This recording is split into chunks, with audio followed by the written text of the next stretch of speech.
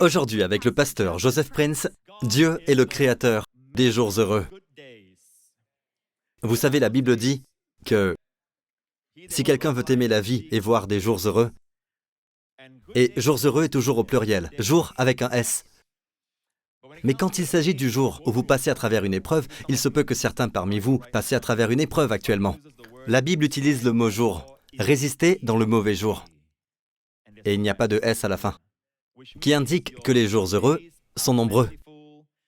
Le mauvais jour, lui, arrive rarement. Donc, la Bible dit dans 2 Corinthiens 4 que nos légères afflictions, peu importe la situation que vous traversez en ce moment, Dieu l'appelle légère affliction, qui ne dure qu'un court instant. Quelles que soient les difficultés auxquelles vous faites face, ça ne durera pas longtemps. Je répète que c'est seulement pour un moment.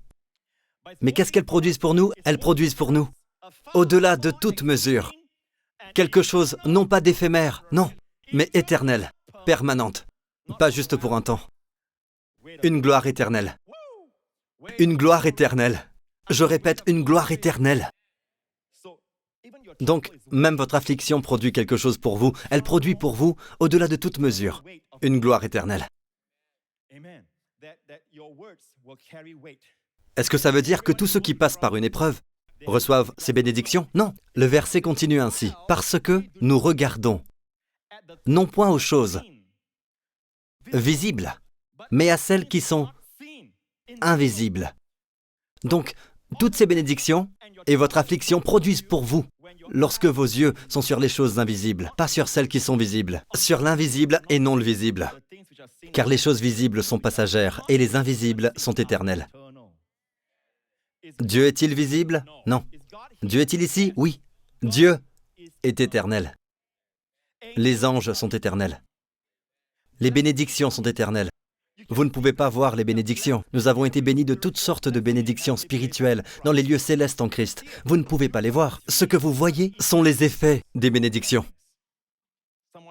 Quelqu'un prospère, la santé de quelqu'un d'autre est bénie, la vie de mariage d'un autre est bénie. Il y a un mariage, l'eau est changée en vin à ce mariage.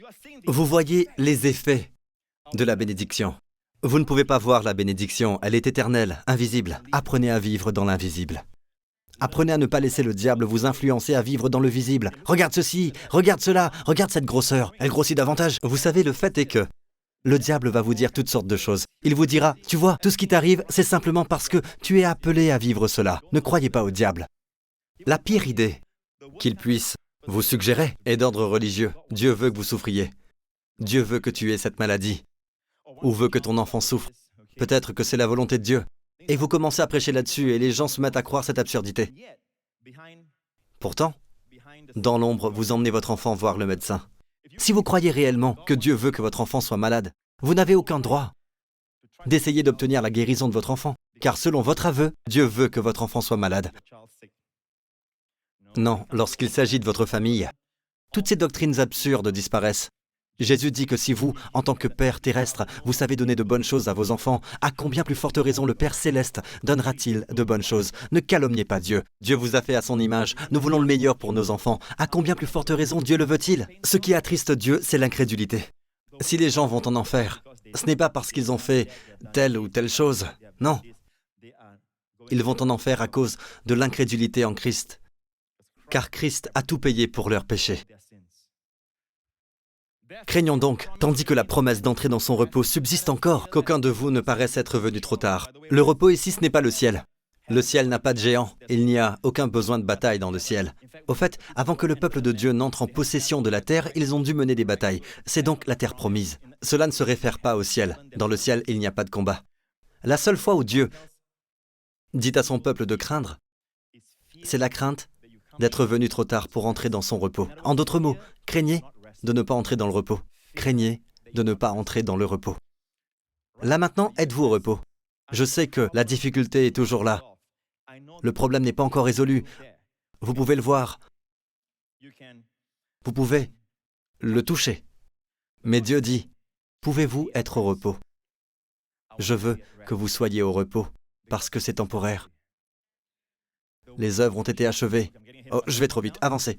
car cette bonne nouvelle nous a été annoncée aussi bien qu'à eux. La bonne nouvelle nous a été annoncée aussi bien qu'à eux, aussi aux 12 espions. Aussi aux 12 espions et aux enfants d'Israël à Kadès Barnéa. Mais la parole qui leur fut annoncée ne leur servit de rien. Pourquoi? Parce qu'elle ne trouva pas de la foi chez ceux qui l'entendirent. Savez-vous pourquoi plusieurs parmi eux ne crurent pas Josué et Caleb? Ils ne se sont pas mélangés à leur foi. Leur mixeur était cassé. Avancez. Pour nous qui avons cru, nous entrons dans le repos. Très facile. Comment entrez-vous dans le repos? Croyez. Lorsque Dieu dit que son Fils a pris vos maladies dans son corps et par ses meurtrissures vous êtes guéris, dites « Seigneur, je crois ». Et le diable dit « Mais tu peux toujours le voir ». Vous dites « Je crois ». « Je te crois, Seigneur ». Le diable dit « Regarde, tu peux le sentir. Je crois que je suis guéri. Je crois en l'invisible et non le visible. » Selon qu'il dit « Je jurai dans ma colère, ils n'entreront pas dans mon repos ». Il dit cela, quoique ses œuvres eussent été achevées depuis la création du monde. Pouvez-vous croire que Dieu ne... C'est comme ça, il a tout préparé pour vous. Lorsque vous l'écoutez, votre vie sera facile. Cela ne veut pas dire que vous n'aurez aucune épreuve, aucune difficulté. Mais Jésus dit que son joug est doux pour ceux qui marchent avec lui. Et le chemin est difficile pour tous les autres. Je vais maintenant vous donner une clé. D'accord? C'est le mot hébreu, lechem. Vous le trouvez dans le mot Bethléem. Bethléem. À chaque fois qu'il y a la syllabe Beth devant un mot, il s'agit d'une maison. Beth Esda, maison de miséricorde. Bethléem, Bethléem, Léhem. C'est le pain, maison du pain. Jésus, le pain de vie, est né dans la maison du pain. Léhem s'écrit comme cela. Léhem. Et cela signifie aussi pain ou nourrir.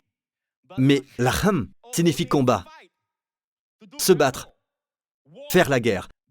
Le fait est que l'orthographe est le même. Léhem a le même orthographe. La différence est la ponctuation, les petits points. Ils mettent différents points à différents endroits.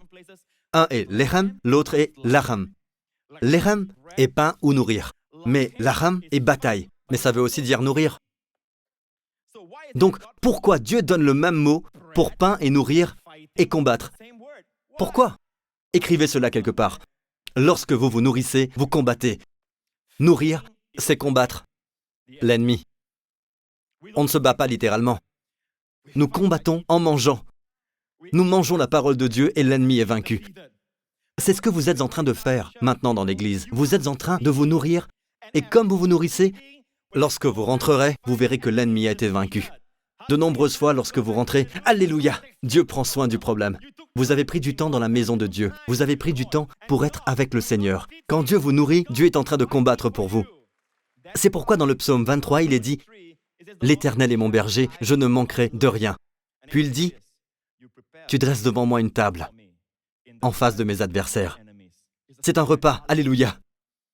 Vous remarquez que ce n'est pas dans l'absence de mes adversaires. Tu dresses devant moi une table en face de mes adversaires. Alors que les symptômes sont encore dans votre corps, nourrissez-vous.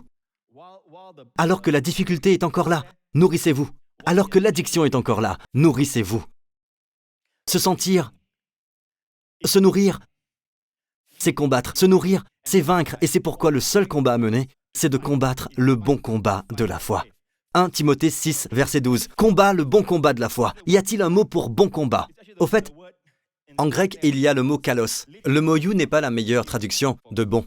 C'est kalos. Kalos est ceci. La première définition de kalos est belle ou beau. En d'autres mots, c'est combattre le beau combat de la foi. Dieu est en train de dire, lorsque vous êtes dans une bataille, une difficulté, votre seul combat est de garder la foi. Combattre, c'est demeurer dans la foi. Combattre le bon combat de la foi. La difficulté est là, mais vous dites, Père, je te remercie, car cette bataille est la tienne. Merci, Père, que mes yeux soient sur toi. Merci d'avoir vaincu ce problème pour moi. Et le diable crie, tu peux toujours le voir. Seigneur, mes yeux sont sur toi. Êtes-vous à l'écoute, peuple de Dieu? C'est cela votre combat. Et c'est un beau combat. Et je crois que Dieu dit, c'est beau parce que tu triomphes. Et Dieu est content lorsque nous utilisons la foi. Dieu est content. Dieu est content. C'est comme s'il disait aux anges, regarde ça, regarde cet homme, regarde cette fille. Alléluia. Je veux vous donner 5 mots de grâce à utiliser. À chaque fois qu'il y a une bataille, une difficulté, dans un murmure, dites ceci. D'accord? Avant de vous les donner, laissez-moi vous l'illustrer à travers une histoire. qui s'est passé en Israël. Vous pouvez toujours vous rendre à cet endroit, dans cette vallée, et toujours imaginer, car cette vallée est presque inchangée. La topographie, etc. 1 Samuel 17. Le Philistin regarda, et lorsqu'il aperçut David, Goliath s'est présenté devant le peuple d'Israël en leur lançant un défi. Il les mit au défi de le combattre. Pendant 40 jours, il se présenta devant eux. Personne n'osa combattre ce géant de près de 3 mètres. Certains disent environ 2,7 mètres, ou 3,3 ou 3,6 mètres. Nul n'en était sûr, mais il était un géant. Et il n'était pas beau, il était méchant. À cette époque, leur visage était plein de cicatrices, etc. Donc, lorsqu'il regarda David avec dédain, lorsqu'il l'aperçut, il le méprisa, ne voyant en lui qu'un enfant, blond et d'une belle figure. Le Philistin dit à David, « Suis-je un chien pour que tu viennes à moi avec des bâtons ?» Et, après l'avoir maudit par ses dieux, il ajouta, « Viens vers moi, et je donnerai ta chair aux oiseaux du ciel et aux bêtes des champs. » David dit au Philistin, « Tu marches contre moi avec une épée visible, une lance visible et un javelot visible. » De nos jours, nous dirons des missiles, des bombes, des fusées. « Et moi, je marche contre toi au nom de l'Éternel des armées, du Dieu invisible qui est éternel, du Dieu de l'armée d'Israël, que tu as insulté. Aujourd'hui, l'Éternel te livrera entre mes mains. Je t'abattrai et je te couperai la tête. Aujourd'hui, je donnerai les cadavres du camp des Philistins aux oiseaux du ciel et aux animaux de la terre. Et toute la terre saura qu'Israël a un Dieu. Et toute cette multitude saura que ce n'est ni par l'épée ni par la lance qui sont visibles que l'Éternel sauve. Car la victoire appartient à l'Éternel et il vous livre entre nos mains. Retenez ceci maintenant. Apprenez à murmurer ceci. Lorsque vous êtes devant votre difficulté, apprenez à dire ceci dans un murmure. La victoire appartient au Seigneur. Ce n'est pas ma bataille. Ce n'est pas la mienne. D'accord ? Pasteur Prince, ma fille, une adolescente, a de mauvaises fréquentations. Vous sentez que c'est votre bataille ? Ce n'est pas votre bataille. N'y touchez pas. Cette bataille appartient au Seigneur. Tout comme la dîme appartient au Seigneur. N'y touchez pas. Cela lui appartient. Pareillement, la bataille ne vous appartient pas. N'y touchez pas. Votre bras n'est pas assez fort. Votre vue ne porte pas assez loin. Dieu est plus fort. Dieu est plus grand. Dieu vous aime plus que vous ne vous aimez. Il aime votre fille adolescente plus que vous ne l'aimez. Dieu dit, ne touchez pas à cette bataille. La bataille appartient au Seigneur. Pasteur Prince, David rencontra quand même le géant. Mais comment y est-il allé? Revêtu d'une armure? Non. Revêtu comme un berger? Avec une épée? Non, avec une fronde. Donc, évidemment, il savait que la bataille n'était pas la sienne, mais qu'elle appartient au Seigneur. Apprenez donc à regarder à vos problèmes maintenant. Et même si le diable dit, que vas-tu faire? Dites, la bataille ne m'appartient pas, elle appartient au Seigneur. Seigneur, ceci est ta bataille. Ceci est ta bataille. Seigneur, c'est ta bataille. Seigneur, c'est ta bataille. Des fois, la victoire ne sera pas rapide comme la victoire de David, mais le Seigneur entend ce que vous dites. Et le Seigneur est content. Ses bras sont plus grands que les vôtres. Seigneur, c'est ta bataille. La bataille appartient au Seigneur. Voilà 5 mots de grâce cette année. Amen. Ce qu'a dit le médecin vous inquiète? Murmurez, cette bataille appartient au Seigneur. C'est cela le bon combat de la foi. Vous combattez en n'ayant pas à combattre. Vous combattez en n'ayant pas à combattre. C'est le plus grand combat. C'est comme si le diable veut que vous croyiez qu'il y a un endroit appelé guéri. Et vous n'êtes pas guéri. Il y a un endroit appelé guéri, mais vous devez faire de votre mieux pour y accéder. Et vous savez qu'il essaiera de vous y entraîner, mais il dira que vous devez être suffisamment obéissant pour y accéder. Vous devez être suffisamment saint pour y accéder. Vous devez être suffisamment bon pour y accéder. Et vous ne pouvez jamais y être. Ce n'est pas la vérité. Vous y êtes déjà. Vous êtes guéri et le diable essaie de vous prendre votre guérison. Et vous dites, non, tout cela est faux. Non. Seigneur, c'est ta bataille. Je suis déjà guéri. C'est ta bataille, Seigneur. Je suis déjà guéri. C'est ta bataille, Seigneur. Je suis déjà guéri. C'est beaucoup plus facile de savoir que vous êtes dans un bâtiment lorsque vous y êtes déjà. Êtes-vous à l'écoute? Vous êtes déjà guéri. Vous n'essayez pas d'obtenir la guérison. Le diable essaie de prendre votre guérison. Ce n'est pas comme si c'était vous qui essayez d'obtenir votre guérison. Non, le diable essaie de vous prendre votre guérison. En dévoilant son bluff, vous l'exposez. C'est un combat de la foi. Cela peut prendre un peu de temps. Je ne dis pas que ce sera facile. Et c'est pourquoi la Bible est la nourriture de la foi pour nous tous. Maintenant, regardons l'histoire de Moïse lorsqu'il fit face à la mer Rouge. Les armées de Pharaon étaient en marche derrière. Le peuple cria, « Nous as-tu emmenés ici pour mourir, Moïse ?» La Bible dit, Moïse répondit au peuple, « Ne craignez rien, Restez en place et regardez la délivrance que l'Éternel va vous accorder en ce jour. De la même façon, voyez Jésus. Ne bougez pas. Regardez dans l'invisible. Regardez à celui qui vous aime et qui prend soin de vous, car vous êtes de ceux pour lesquels il a donné sa vie. Car les Égyptiens, les maladies que vous voyez sur la radio, l'état de santé de votre enfant, ce manque, cette dette, cette immense dette que vous devez payer, que vous voyez aujourd'hui, vous ne les verrez plus jamais. Plus jamais. Pourquoi? L'Éternel combattra pour vous. Et vous, gardez le silence. L'Éternel combattra pour vous. Le mot combat ici est laham. L'Éternel combattra pour vous et vous gardez le silence. Gardez le silence. Je veux faire quelque chose. Gardez le silence. Gardez le silence. Tenez-vous tranquille. Je veux dire quelque chose. Gardez le silence. Le Seigneur combattra pour vous. Et peut-être que Dieu a besoin de mon aide. Gardez le silence. Le Seigneur combattra pour vous. Je ne vois aucune différence. Ça devient pire. Gardez le silence. Gardez le silence. Le Seigneur combattra pour vous. Mais je dois aider Dieu. Alors Dieu garde le silence. Rappelez-vous, Dieu doit recevoir toute la gloire. Il ne partage pas la gloire. Je le dis toujours et je le dis humblement. Si Dieu veut avoir toute la gloire, laissez Dieu faire tout le travail. Tenez-vous tranquille. Seigneur, Seigneur, c'est toi et ma radio. Que dit-elle? C'est pour toi. La bataille ne m'appartient pas. La bataille t'appartient, Seigneur.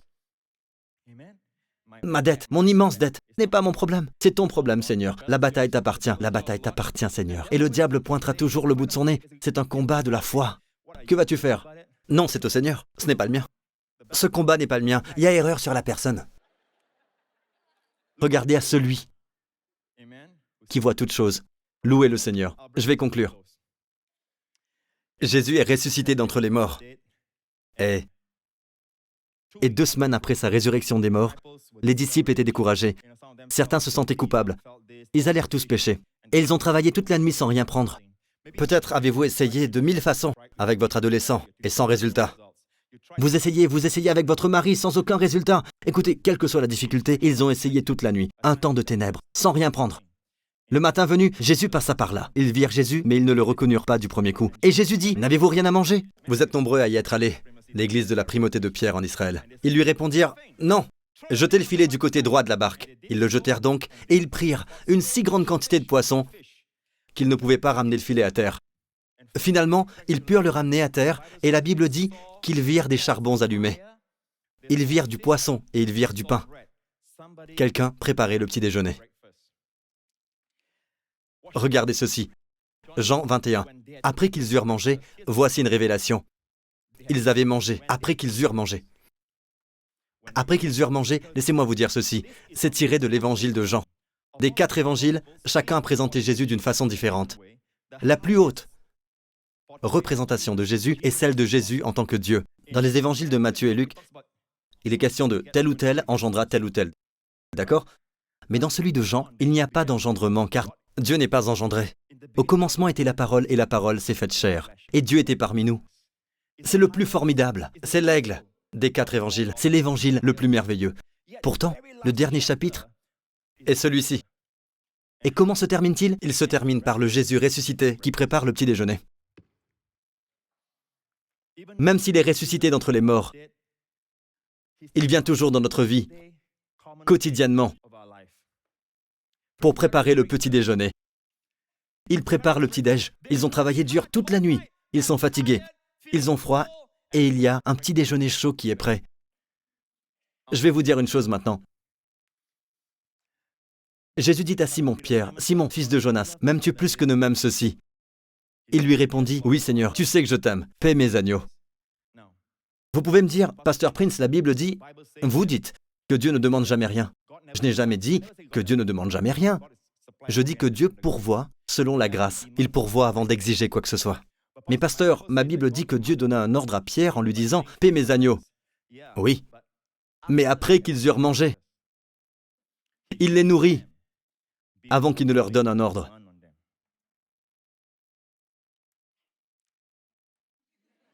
C'est mon Jésus. C'est mon Jésus.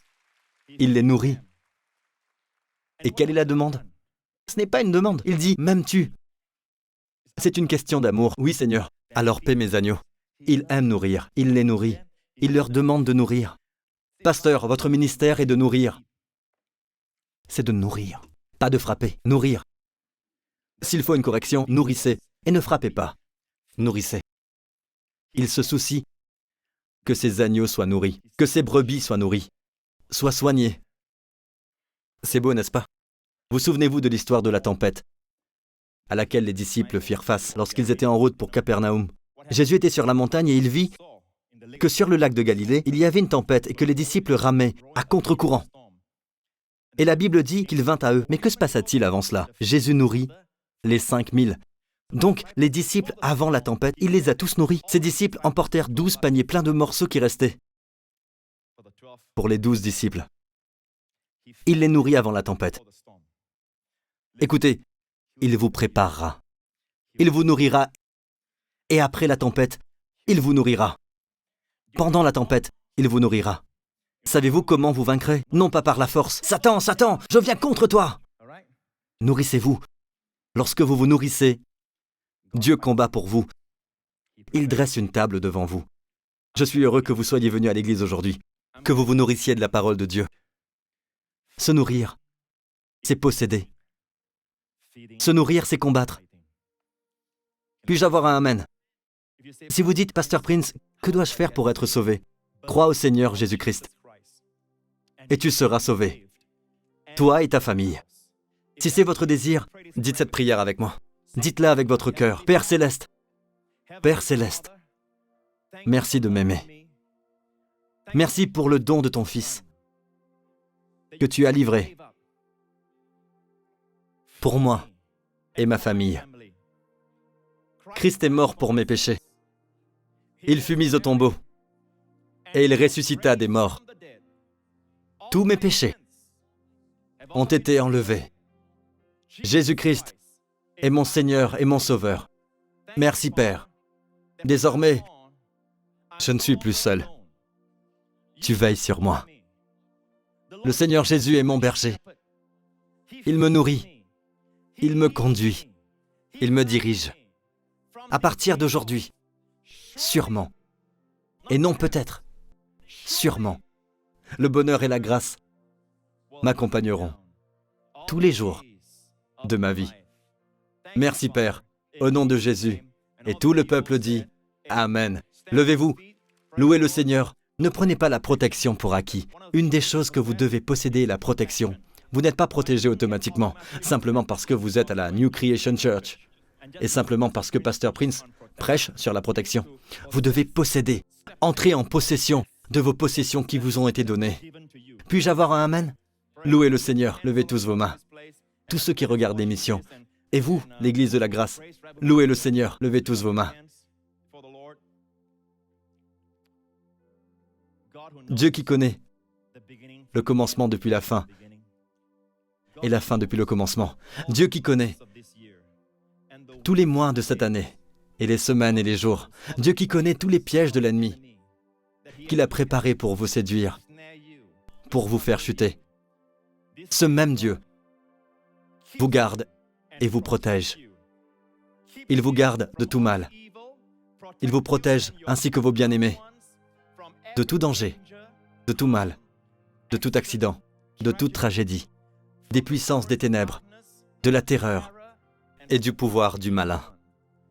Ce Dieu merveilleux qui garda les enfants d'Israël dans le désert, qui les conduisit à la terre promise, qui triompha de tous leurs ennemis, qui triomphera de vos ennemis. La bataille lui appartient. Aujourd'hui, Père, nous avons pris un engagement envers toi, que peu importe ce qui viendra troubler notre route, Seigneur, nous le verrons comme ta bataille. Nous n'y toucherons pas. C'est ta bataille, non la nôtre. Merci mon Dieu, mon Père, au nom de Jésus. Et tout le peuple dit Amen. Je vous aime. Merci d'être venu. À bientôt.